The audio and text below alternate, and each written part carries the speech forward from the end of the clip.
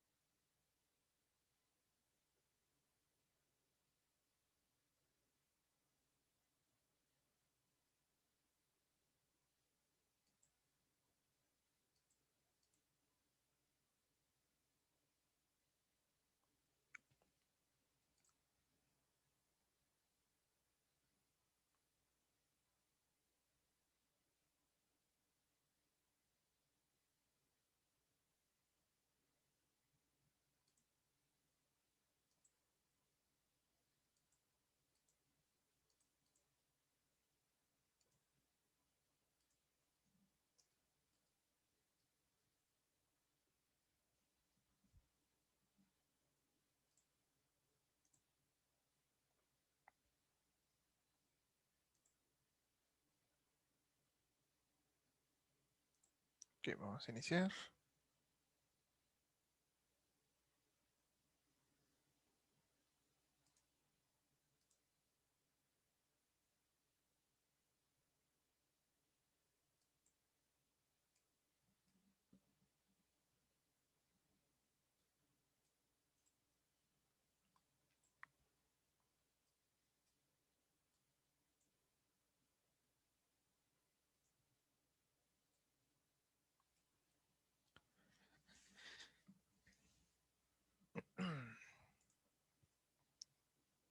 Ok. Mm, mm, mm. Bueno, antes de iniciar la clase, nomás para recordarles, la siguiente semana es examen. Vamos a tener el examen el miércoles. El examen sería el mismo formato. Iniciando la clase, les voy a pasar un examen teórico y al terminar la clase les dejaría unos ejercicios que tendrían todo el día para contestar. El lunes vamos a utilizarlo para resolver unos ejercicios y pues practicar un poco, ¿no?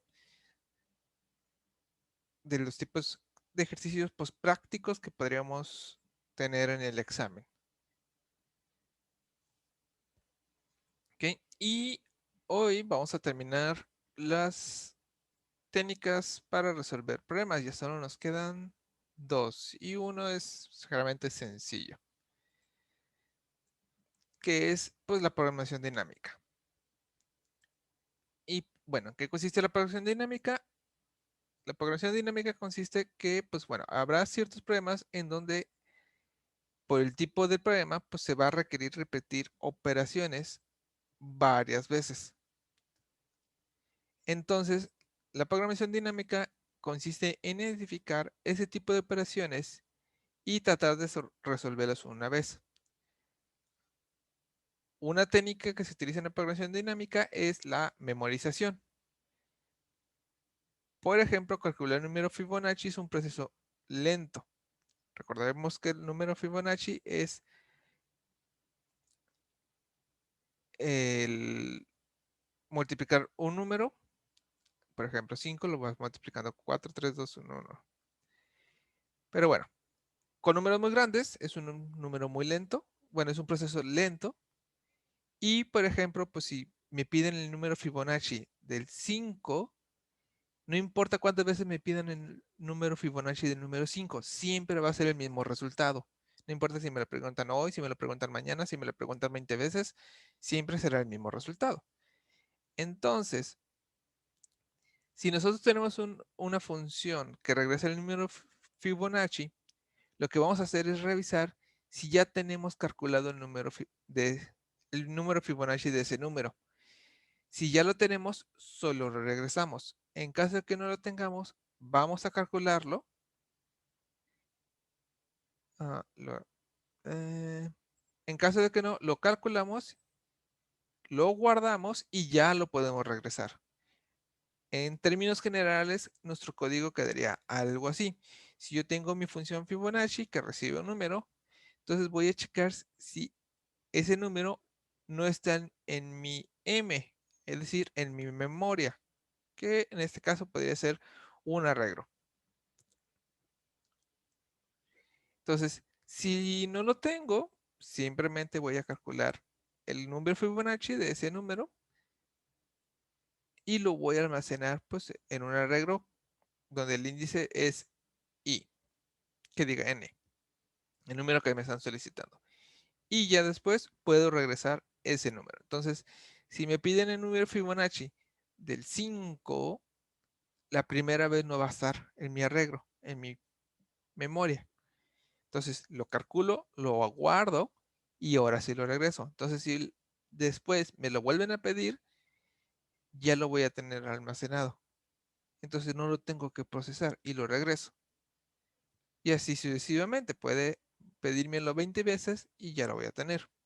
Entonces también podemos decir que en la programación dinámica lo que buscamos es sacrificar un poco de memoria RAM para ahorrar tiempo del CPU. A lo mejor por gastar 1 mega más de RAM, podemos ahorrar muchos segundos de procesamiento para el CPU. Entonces, pues puede valer la pena.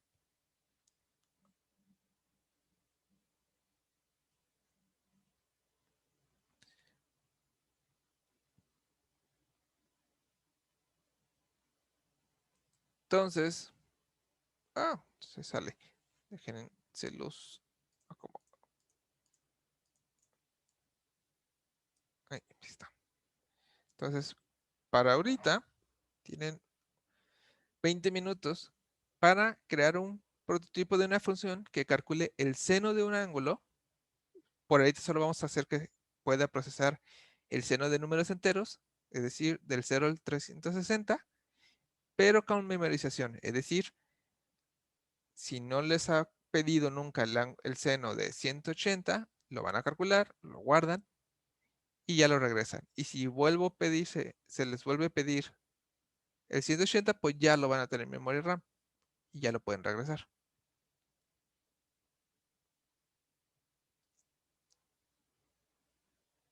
Aquí lo más fácil sería que hagan un arreglo, sabiendo que nuestro máximo, su M, que sería su caché, pues ya sea un arreglo de 360,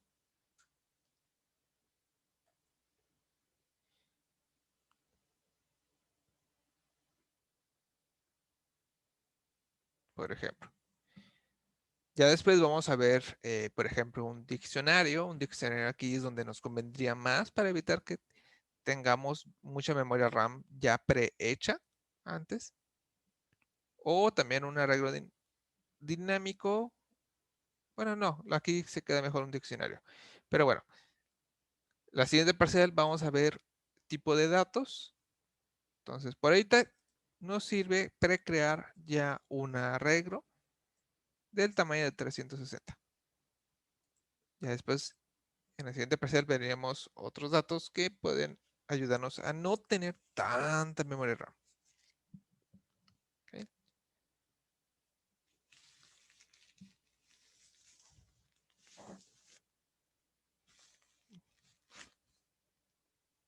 Les doy unos 20 minutitos para que hagan ese problema y si no, ahorita mismo lo resolvemos ese. Bueno, es sencillo, solo regresa el seno de un número solicitado. De hecho, 15 minutos. Yo creo que tienen más que suficiente.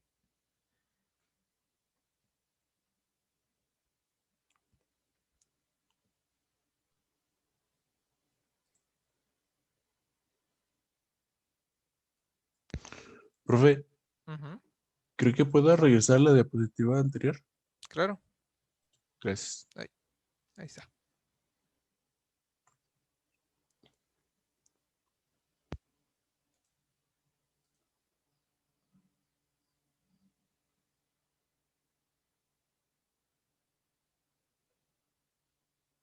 Listo, gracias.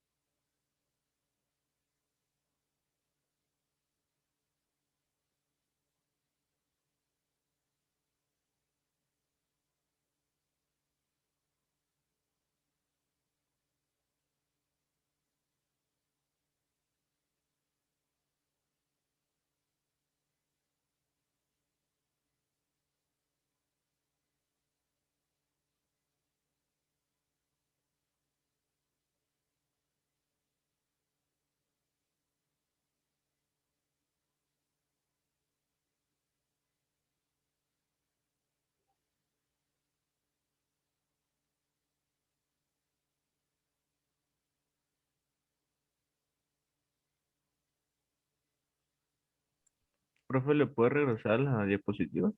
Rápido, Claro. pues.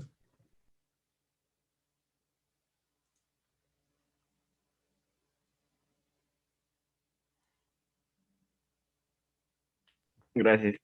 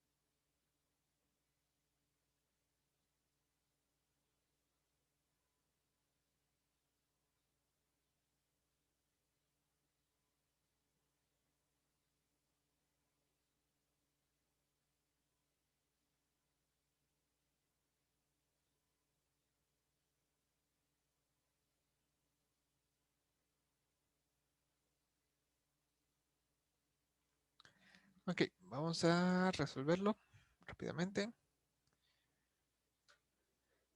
Este se resuelve muy rápido.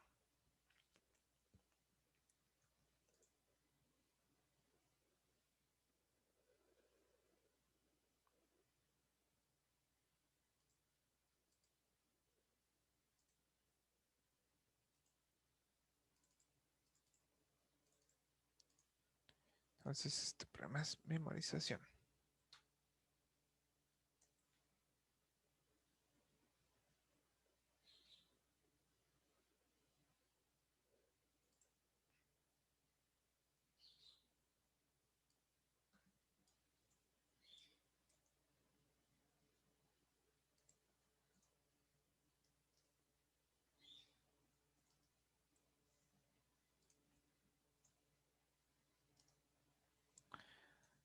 Ok, entonces nos piden, bueno, el problema es crear una función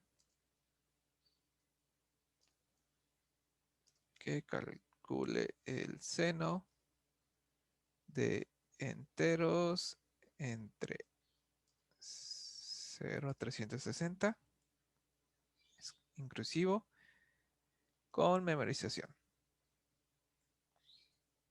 Con memorización o programación dinámica. Programación dinámica. Le suelen llamar más. Ok, entonces como es el seno, aunque nosotros le pidamos un número entero, el resultado puede ser con decimal, entonces le voy a regresar un flotante, le voy a llamar seno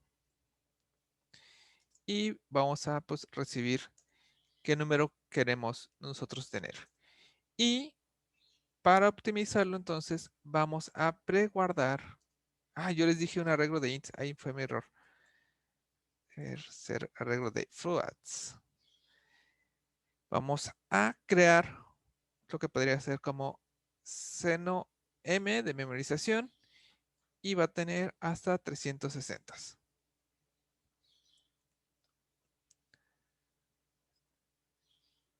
Y en mi main, para saber si ya está con un dato en especial o no, es decir, ya fue precalculado, lo que puedo hacer es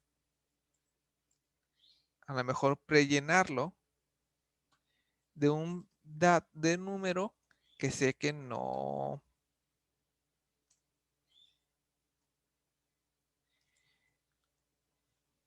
pertenece a ningún seno, que puede ser con un número pues, negativo muy grande.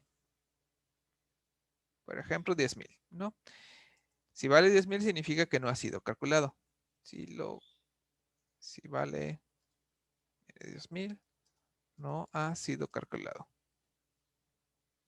Entonces, ahora sí, en mi función, simplemente voy a checar si el número que me están pidiendo calcular es igual a menos 10,000. Si es igual a menos 10,000, significa que no hemos calculado este seno. Entonces, si no lo hemos calculado, lo vamos a guardar. Aquí me faltaría agregar la de matemáticas.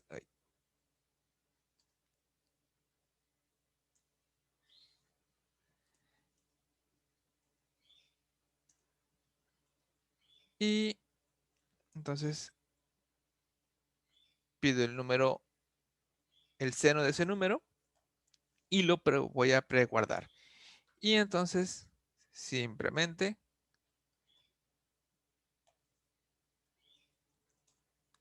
lo voy a pedir. Y yo desde acá pues puedo pedir, por ejemplo, el seno de 90. Puedo pedir a lo mejor el seno de 45 y puedo pedir de nuevo el de 90. Entonces, la segunda vez que entre, igual aquí nomás por cuestiones de bugueo,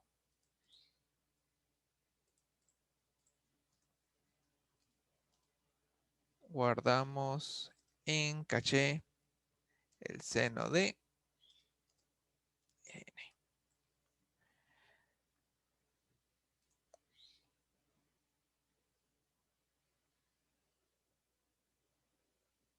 Entonces, la primera vez que se me pide el de 90, aparece que está entrando en guardar en caché el seno de 90, lo guarda y es el que me regresa. Después pido el 45, lo calcula, porque la primera vez que entra lo regresa, y la segunda vez que pido el de 90 ya no pide guardando en caché, porque ya lo tiene precalculado, ya lo tenemos en memoria RAM. Entonces solo me regresa el resultado que tiene almacenado.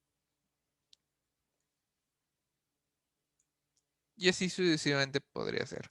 O inclusive, a lo mejor en mi programa principal puedo precalcular a lo mejor el seno de varios ángulos de una vez. A lo mejor en vez de que sea de menos 10 de una vez ya tiene precalculado. Entonces a lo mejor al inicio mi programa va a tardar en abrir, pero ya va a tener precalculado varios senos. También sería una pequeña modificación. Pero aquí lo importante es que guardemos el resultado de las operaciones en una variable para si me lo vuelven a pedir, lo pueda regresar.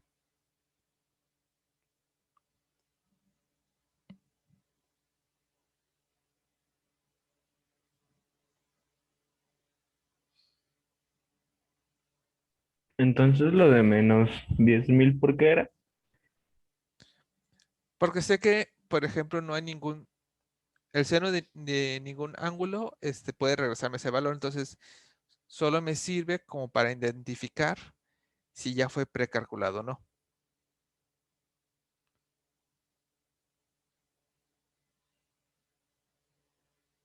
Es como si también lo hubiéramos igualado como a un nulo, por ejemplo, así, una banderita que nos dice si ya lo calculó o solo tiene pues basura. Pero le pongo un valor porque si lo dejo con basura totalmente, pues no puedo saber qué valor va a tener. Solo me ayuda a identificar eso.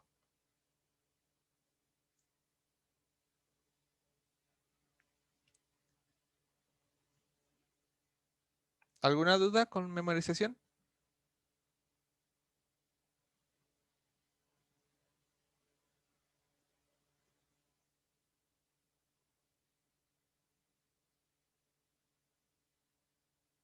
Ok.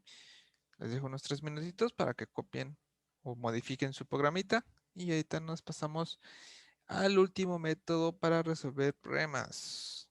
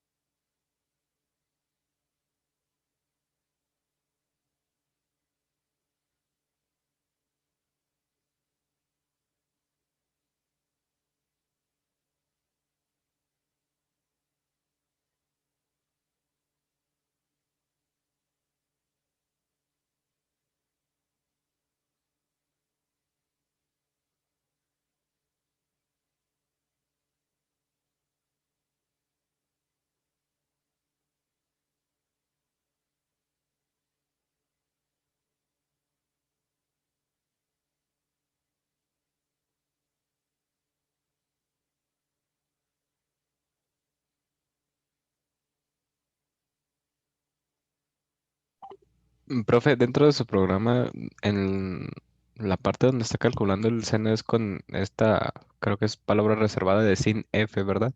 Ajá, sí. Si agregas Sí. CMAT, ya tienes funciones de seno, coseno, raíces cuadradas, potencias. Ah, es que utilicé el mat.h. Ah, es lo mismo, básicamente. Nomás por ahí habíamos hablado rápidamente. Esta es la versión de C y Sí, CMAT es la versión de C++. ok, gracias.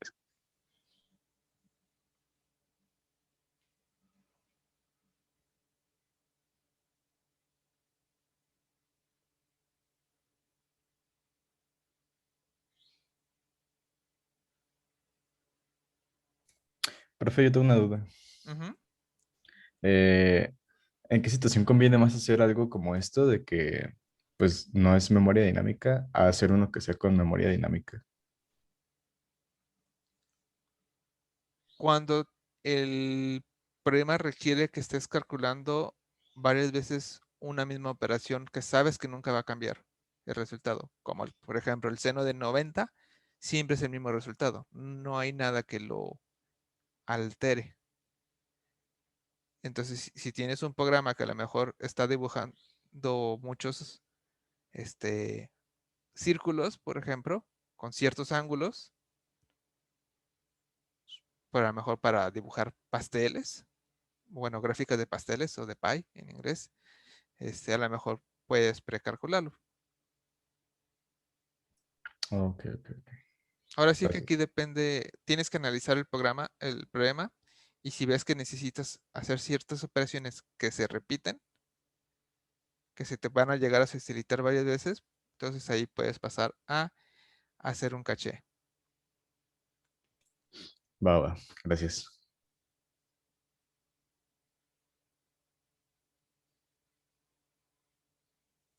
Ok, vamos a pasar al siguiente. Y último, que es el branch and bound. El branch and bound se utiliza mucho cuando el problema requiere encontrar un mínimo o un máximo de algo, como el camino más corto o el tiempo mayor para hacer algo. Generalmente estos son problemas de optimización. Entonces, generalmente estos problemas requieren una secuencia de decisiones o de pasos, y podemos utilizar la estrategia de branch and bound. ¿En qué consiste la estrategia de branch and bound? La estrategia de branch and bound consiste en detectar y descartar las malas opciones desde un inicio.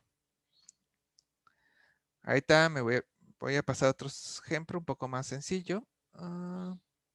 Por ejemplo, no, este no. Este. Igual tiene una fea calidad, pero va a ayudar.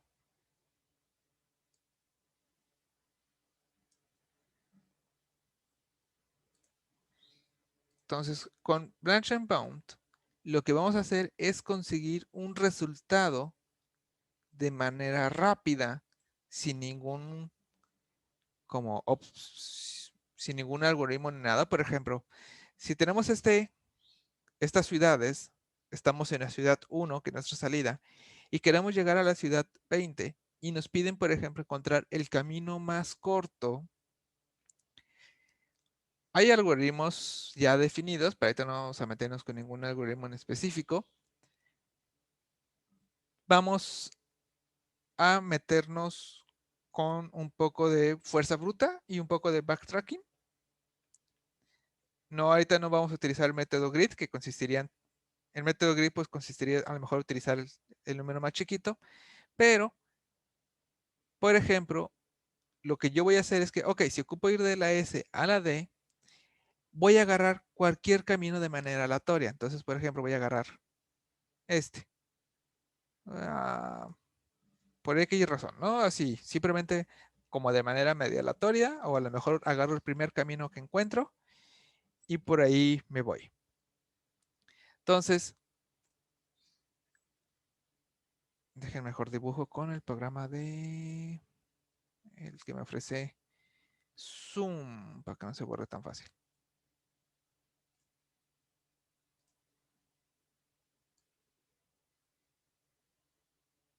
Dijimos este.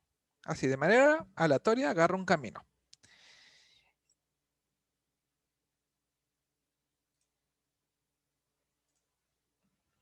¿Y qué me importa de este camino? Ok, entonces ya que agarré un camino aleatorio, entonces, por ejemplo, tenemos que del 1 al 3 pesa 4, luego del 3 al 9 pesa 3, y luego del 9 al 14 pesa 1, y del 14 al 20 pesa 2. Entonces, este camino me tomó un total de 9.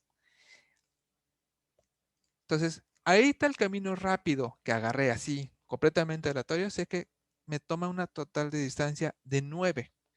Entonces, por ahorita no tengo ni la mayor idea si ya la mejor opción o si es la peor, pero ya tengo una opción que sé que el total es 9.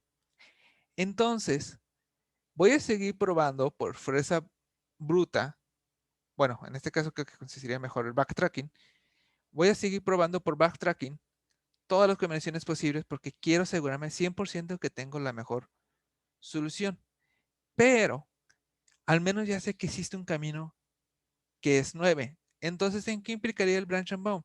El branch and bound voy a utilizar backtracking, pero en el momento que me dé cuenta que el camino ya está empezando a tener una distancia mayor al 9, ya no voy a seguir por ese camino, porque sé que hay una solución, no estoy seguro si es la mejor, pero hay una solución que el total es 9. Entonces, si quiero buscar lo mejor, es imposible que un camino pues tome más de eso. Entonces, al momento que me doy cuenta que ya mi distancia está superando el 9, entonces lo voy a descartar por backtracking y voy a continuar por otro camino.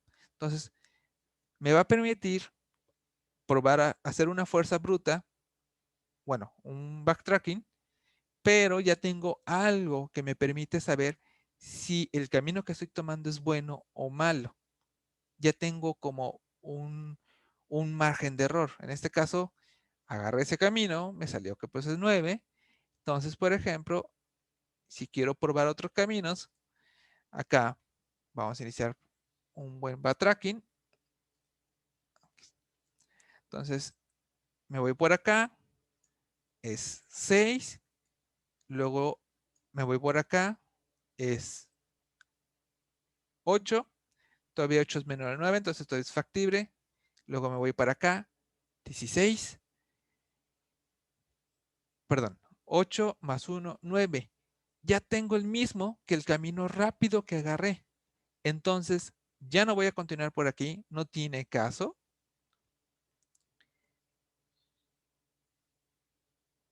Porque sé que hay una solución mejor. Entonces, ya no vale la pena continuar. Entonces, me regreso. Vamos por acá. Hasta el momento aquí tenemos 8, ¿no? Entonces, 8 más 3, 11. Entonces, ya no me importa seguir por este camino porque ya sé que hay una solución que pesa 9. Entonces, no vale la pena continuar por aquí. Entonces, ese camino no es viable. Y se nos acabó el camino por acá. Entonces, ahora el 5, vamos a probarlo por acá. Entonces, 6 más 7 son 13. Entonces, 13 ya es más grande al resultado aleatorio que encontré. Entonces, ya no vale la pena continuar por aquí. Entonces, me regreso. El 5 ya tiene más caminos. Entonces, ya chequé todos los caminos posibles. Por branch and bound, ya descarté todos los caminos posibles que se pueden hacer yendo por este lado. Vamos ahora a probar por acá. Tenemos 5. 5 todavía es menor a 9. Entonces, todo es factible que este sea un buen camino. Vamos a venir por acá. 5 más 1, 6. Todavía es un camino factible. Para acá. 7. Todavía es un camino factible. Más 5. 7 más 5 son 12. 12 ya es mayor. Entonces este camino ya no es factible. Regresamos atrás. 16 ya no tiene más caminos. Regresamos atrás. Nos queda irnos para acá. Entonces 5 más 1, 6. Más 3, 9. Entonces ya no voy a probar ningún otro camino porque ya sé que el peso, bueno, la distancia que estoy recorriendo ya es mayor al resultado de la teoría que agarré. Entonces, descarto. Me voy para acá. Nos vamos ahora por acá. 8. Y aquí, pues 8 más 9 son 17. Sé que entonces 17 es mayor al 9. Ya no vale la pena continuar por acá. Ahora voy a intentar por acá. 7 más 7, 14. Tampoco vale la pena continuar por allá. 8 más 9, perdón. Acá era 15. 8 más 9 es 17. Sé que ya tampoco vale la pena. Se nos acabaron los caminos por el 10. Regresamos. Tenemos el 4, entonces nos vamos por abajo. tenemos 6. Por acá 10, ya no vale la pena continuar por acá. Ahora por acá también nos da resultado 10, ya no vale la pena continuar por acá. 6, ahora hacemos por acá. 7. Y hacemos para acá. 8, 9. Y encontramos llegamos a nuestro destino. Y es el mismo peso. Pero a lo mejor, por ejemplo, si ese también fueron 4, podría tener un resultado ya menor, 8. Pero en este caso no.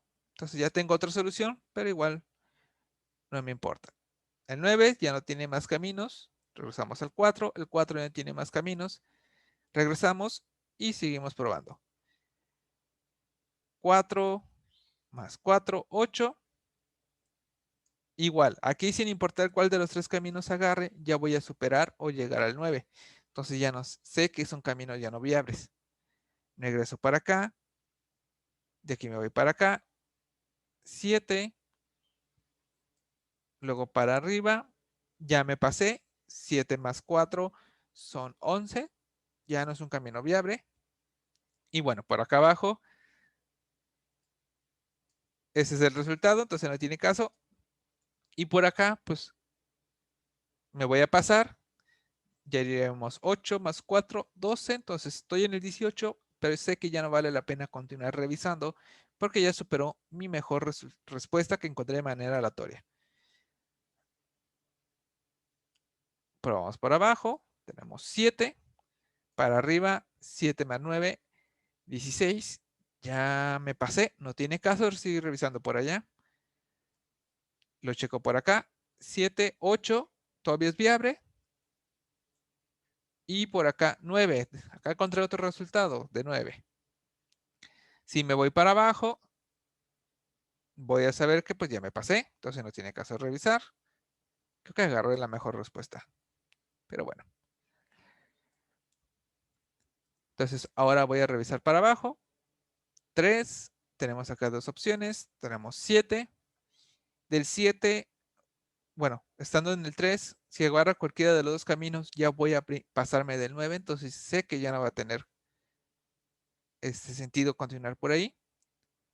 Me voy para abajo. 3 más 2, 5. Si me voy para arriba, ya me paso a 11. Ya no vale la pena continuar por allá. Checo por acá. 3 más 2 más 3 nos da 8. Todavía es viable. Me voy para acá. 9. Ya tengo el mismo que mi mejor resultado. No vale la pena continuar. Sucede lo mismo para abajo. Acá, por ejemplo, pues si intento irme para la derecha, luego ya me paso porque el puro camino pues, es 9.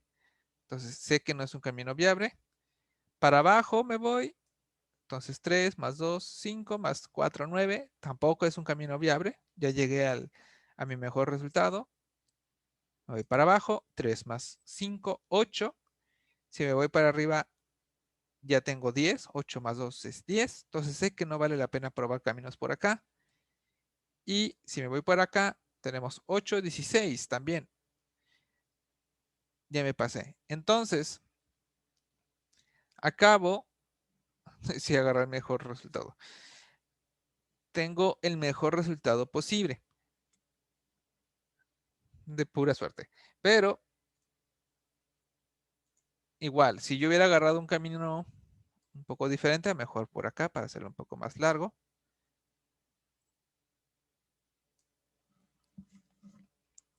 Hubiera tenido por ahí 8, 11, 18, 22. Ya es un número más grande.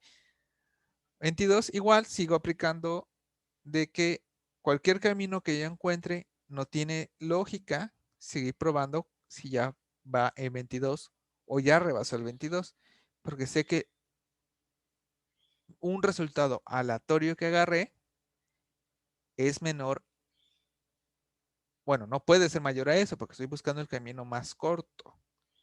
Entonces, en Branch and Burn consiste básicamente en agarrar como algo aleatorio cuando implica decisiones, que es lo más común, y desde un inicio descartar los caminos que no son viables. No me voy a esperar. Por fuerza bruta me tendría que esperar hasta el final. Entonces, con Branch and Bound, combinado con un backtracking, que pues me puede servir para encontrar el camino más corto, asegurándome pues 100% que sea el camino más corto.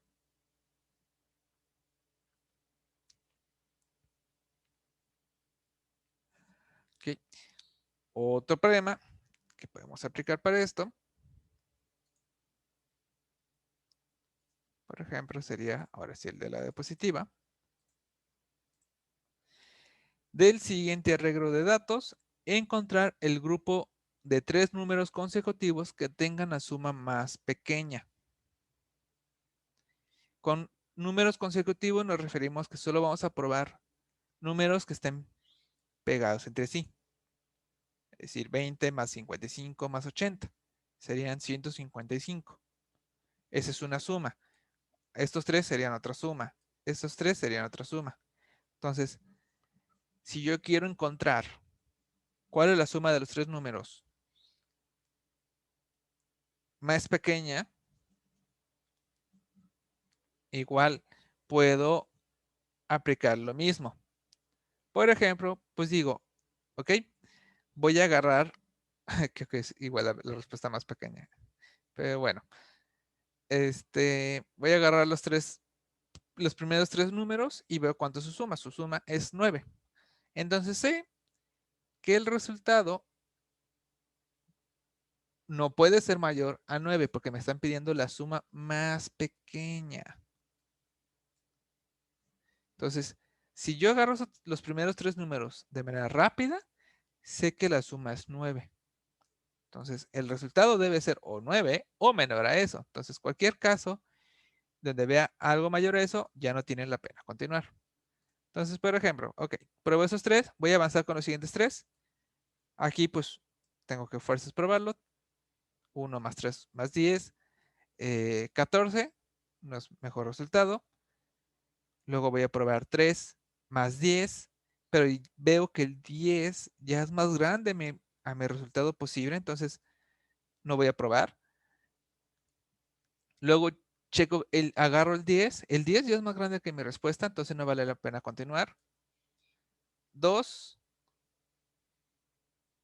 más 8, 10 ya es más grande que mi respuesta, ya no vale la pena continuar. 8 más 20, 28 es más grande que mi respuesta, no vale la pena continuar. Aquí 20 ya es más grande que mi respuesta, no vale utilizarlo. 55 tampoco vale la pena utilizarlo. 80 tampoco vale la pena utilizarlo. 7, aquí sí voy a iniciar a sumar, más 90, es más grande ya que mi respuesta, entonces no vale la continuar. 90 por sí solo ya es más grande que mi respuesta, no vale continuar. Y bueno, pues estos ya no tienen otros 3 números para sumar. Entonces,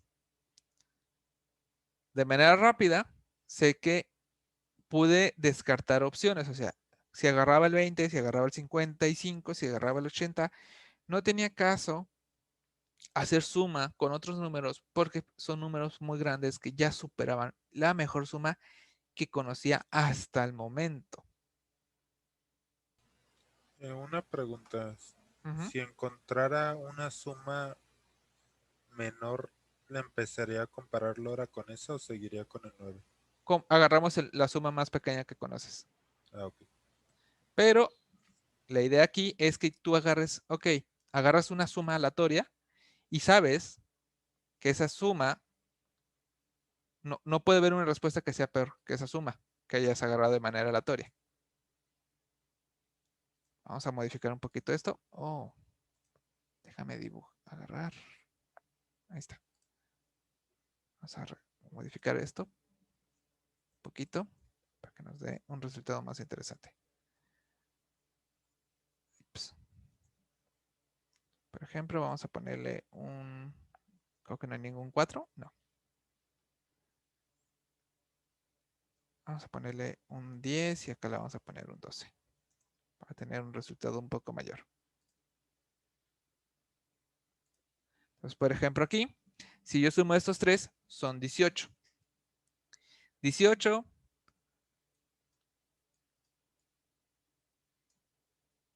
me equivoqué de programa para dibujar. Ahí está. 18, que sería esos tres. Agarro estos tres números. Ya tengo una respuesta posible.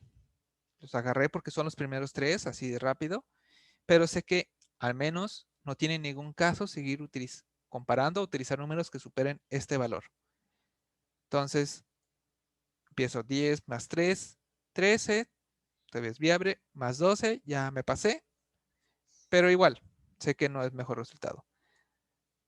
3 más 12, 15. Más 2, 17. 17 sí es menor que el resultado que mejor conozco. Entonces, vamos a actualizar y sé que ahora mi mejor resultado es 17.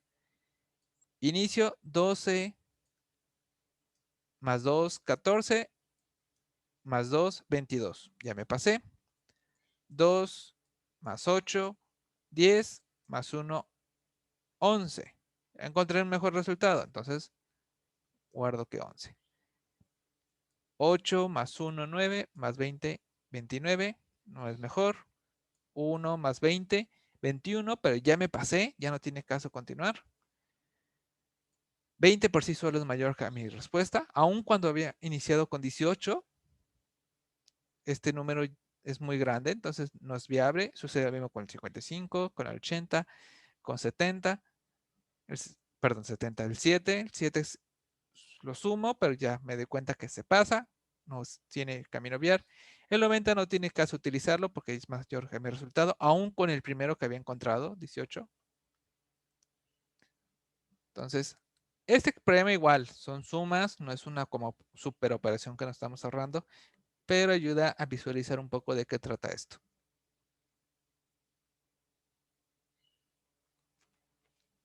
Aunque igual, un problema, si fuera un arreglo súper gigante, el que podamos ahorrarnos esas comparaciones puede ser la diferencia entre segundos o minutos de procesamiento. Okay, entonces, Marshall Brown, agarramos una respuesta aleatoria y sabemos que pues no puede haber una solución que sea peor a esa solución aleatoria que agarramos. Y nos permite tener ya un margen o un punto de control. Entonces el Brown Bound funciona muy bien para combinarlo con un backtracking, por ejemplo. Porque ya nos da un punto de decir, no vale la pena continuar por aquí.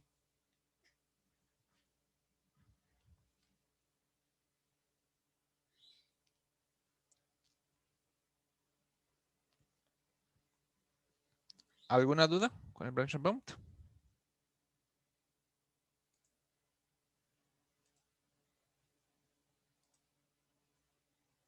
No.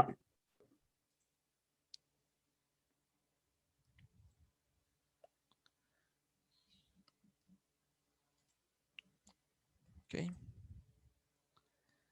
Entonces, a ver, déjenme nomás buscarlo. Me van a igual encontrar el camino más corto, pero de este camino, utilizando Branch and Bound. Igual ahorita de manera manual.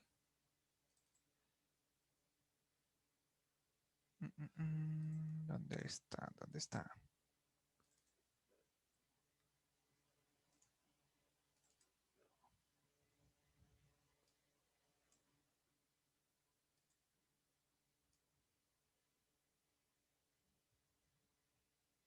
Aquí está.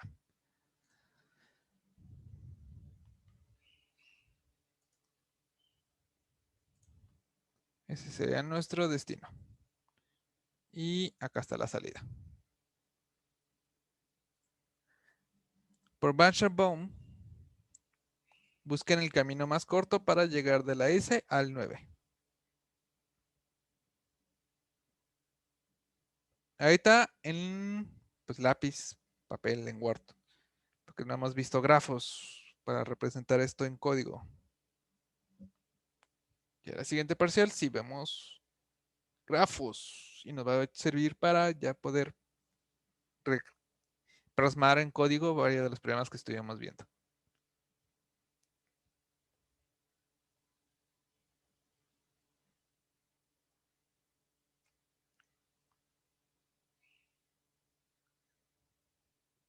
Entonces, en un archivo de Word, quiero que pongan. Ay, no quiero dibujar ahí. Ahí está. Pongan, por ejemplo, pongan un camino que agarren de manera rápida. Me agarré un super camino, que sería 3, 4, 5, 8, 10. Y escriban todas las combinaciones, todos los caminos, por ejemplo, S del 1 al 4. Y por ejemplo, si hasta el 4 ya superó el 10, entonces ahí ustedes lo dejan. Por ejemplo, que esa fuma fuera 2, entonces es como, no es viable. ¿Sí? Y pongan todas las combinaciones que tendrán que hacer. Pero lo dejan hasta donde el camino más corto que agarren de manera aleatoria, pues les haya permitido.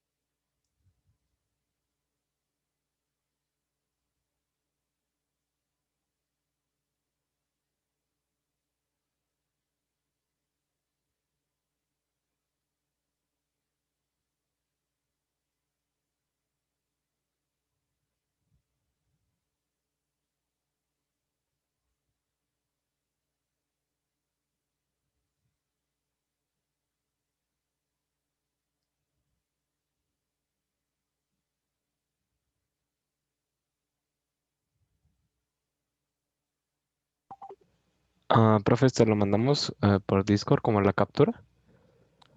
Por Discord me lo pueden subir, me lo pueden enviar por privado. Preferiría que me lo subieran a mi página. Nada más es como indicar con color, más que nada. Con color o en un archivo de Word, por ejemplo, sí. Ok, Por ejemplo, S del 1 al 4, por un decir que sumar hasta 12, entonces hasta ahí lo dejas, porque pues ya no se pudo y ya después pones, por ejemplo, S, 1, 5 y no sé, hasta el 8. En el 8 a lo mejor llegó a 10, entonces ya era mayor a tu resultado factible, entonces ahí lo dejas. ok. Entonces,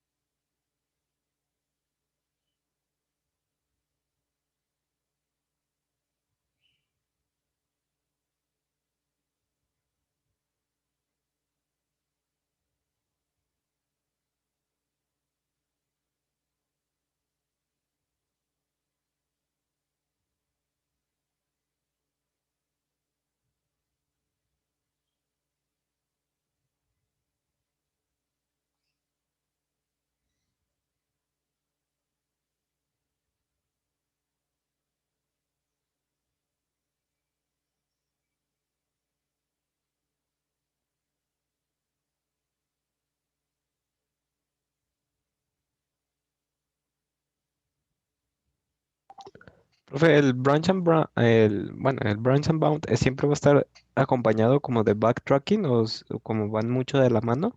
Van mucho de la mano. Es muy común verlos, pero no necesariamente podría ser. Ok.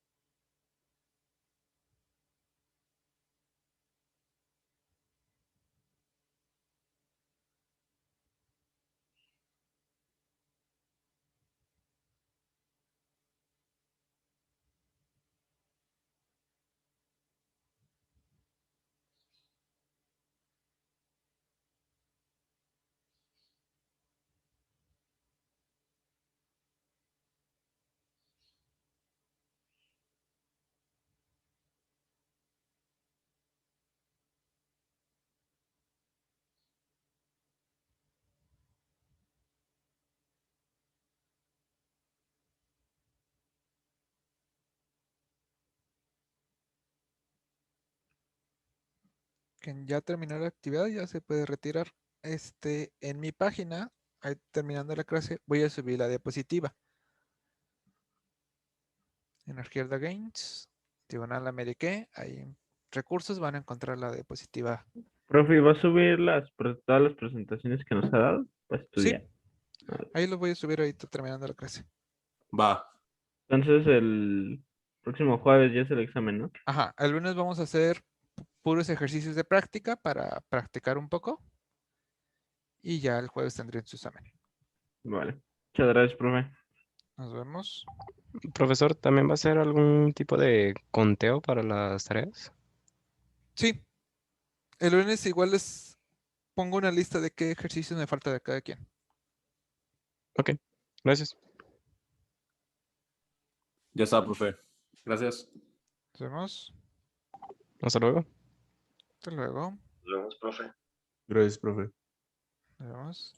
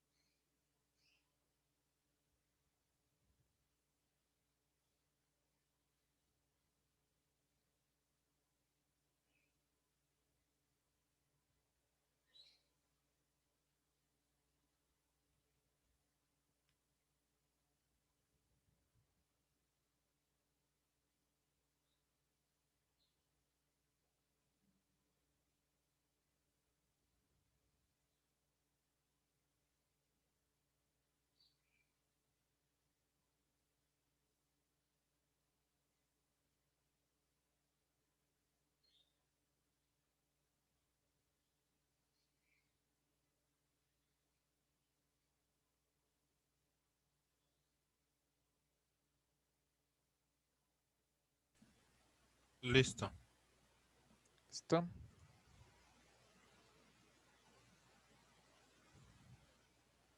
Pues ya te puedes retirar y nos vemos el lunes. Hasta el lunes. Gracias. ¿A ti?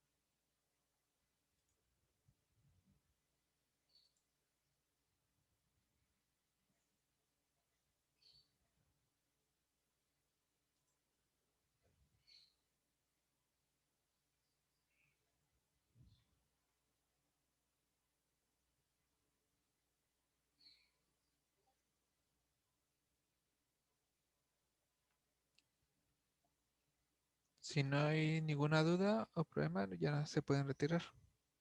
Y nos vemos el lunes.